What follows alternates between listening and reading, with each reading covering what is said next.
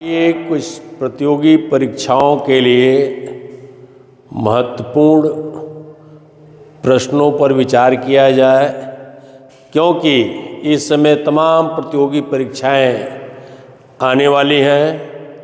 उसको देख करके प्रॉफिट एंड लॉस से संबंधित महत्वपूर्ण प्रश्नों पर चर्चा किया जाए।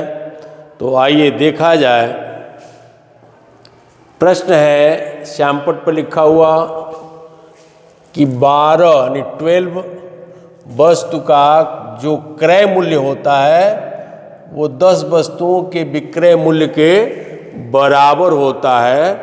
तो इस व्यापार में कितने प्रतिशत का लाभ या कितने प्रतिशत का हानि होता है।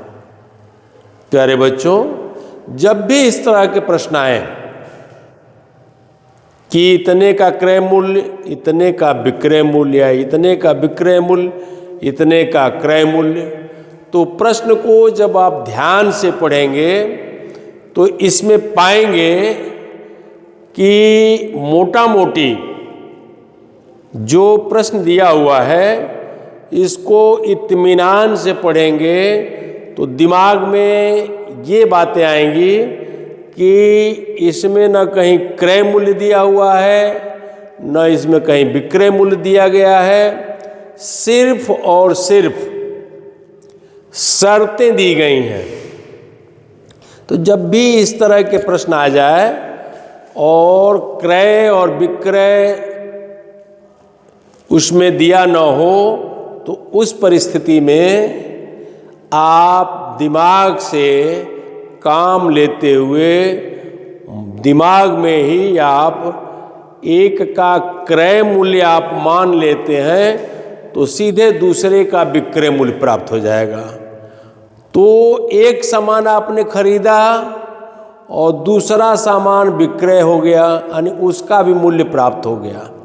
तो जिस सामान का विक्रय मूल्य प्राप्त हो रहा है उस सामान को भी, जिस सामान को हम क्रय मूल्य मान रहे हैं उसी रेट से हम खरीद लेंगे तो तुरंत हमको क्रय और विक्रय यानी कॉस्ट प्राइस और सेल प्राइस जब प्राप्त हो जाएगा तो तुरंत आप प्रॉफिट एंड लॉस ज्ञात कर सकते हैं। तो यहाँ हमें यही देखना है कि प्रश्न के अनुसार यहाँ 12 वस्तु और ये 10 वस्तु, यानी दिमाग में ही आपने माना कि 12 वस्तु का जो सीपी है आपने मान लिया 12 रुपीज़, ठीक है। तो जब 12 रुपीज़ आपने माना 12 वस्तु का क्रय मूल्य, तो ये मिल गया 10 वस्तु का एसपी मिल गया। कितना हो गया भाई? ये हो गया 12 रुपया। इस शर्त के अनुसार, यानी आपने इसको माना 12 रुपया तो 10 वस्तु का क्रय मूल्य प्राप्त हो गया, एसपी प्राप्त हो गया। तो दिमाग में आपके आ भी रहा होगा कि 12 वस्तु का क्रय मूल्य 12 रुपया है, इसका मतलब एक एक रुपये में एक एक वस्तु खरीदा गया। तो जो 10 वस्तु का एसपी प्राप्त हुआ है, यानी विक्रय मूल्य प्राप्त हो रहा है, इसको भी हम खरीद लेंगे इसी रेट से। तो तुरंत इस रेट से आप खरीदते हैं तो 10 वस्तु का भी सीपी हो गया 10 रुपया। कितना हो गया? 10 रुपया। यानी 10 वस्तु का सीपी हो गया 10 रुपया, एसपी हो गया कितना? 12 रुपया।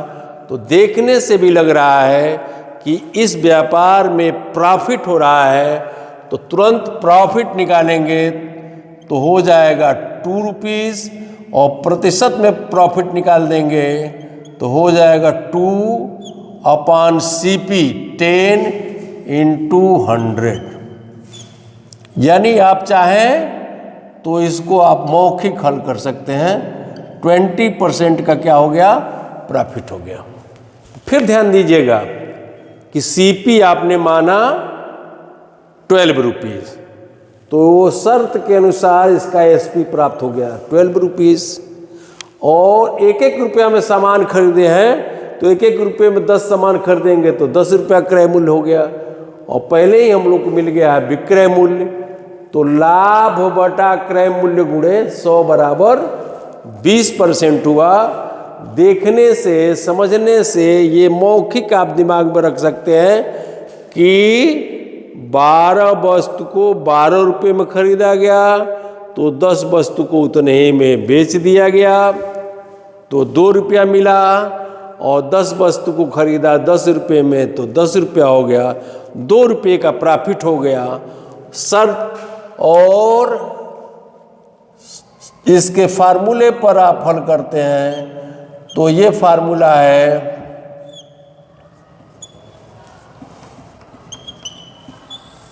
इस फार्मूले पर भी आप इसको हल कर सकते हैं, यानी ये फार्मूला लगा करके भी आप इसको क्या कर सकते हैं, हल कर सकते हैं। तो इस तरह के जब भी प्रश्न मिले, विक्रय मूल्य दिया गया हो तो क्रय मूल्य आपने मान लिया, क्रय मूल्य के हिसाब से इसका विक्रय मूल्य प्राप्त हो गया, तो इस तरह से ध्यान में रखेंगे तो आपको आ जाएगा। और उसी पर आधारित, इसको देख लिए होंगे, उसी पर आधारित ये प्रश्न है कि 11 वस्तु जितने में खरीदा गया, 10 वस्तु उतने में बेच दिया गया, तो तुरंत आप माइंड अपना कॉन्सेप्ट क्लियर करेंगे।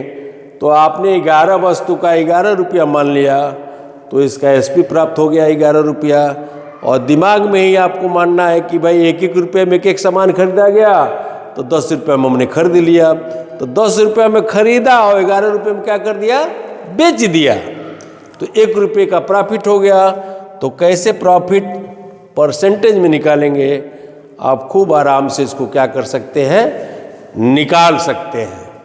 यानी कहीं भी इस तरह का प्रश्न आ जाए कि इतने का क्रय मूल्य, इतने का विक्रय मूल्य, इतने का विक्रय मूल्य, इतने का क्रय मूल्य, तो दिमाग को कंसंट्रेट करके, दिमाग में ही आप मान करके और छोटा सा हल्का सा रफ ज्ञात कर देंगे, तो आराम से ऐसे प्रश्नों को आप हल कर सकते हैं।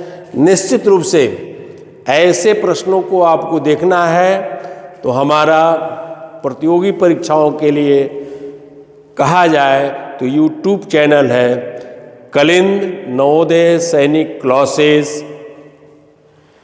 आप इसको हैंडल करते हैं, इसको सर्च करते हैं, तो आपको अच्छा लगे तो इसको जो है लाइक करिए और अधिक से अधिक अपने मित्रों को शेयर करिए, और इसी आधार पर इस प्रश्न को हल करके कमेंट के माध्यम से आप इसका उत्तर लिखिए। बहुत बहुत धन्यवाद।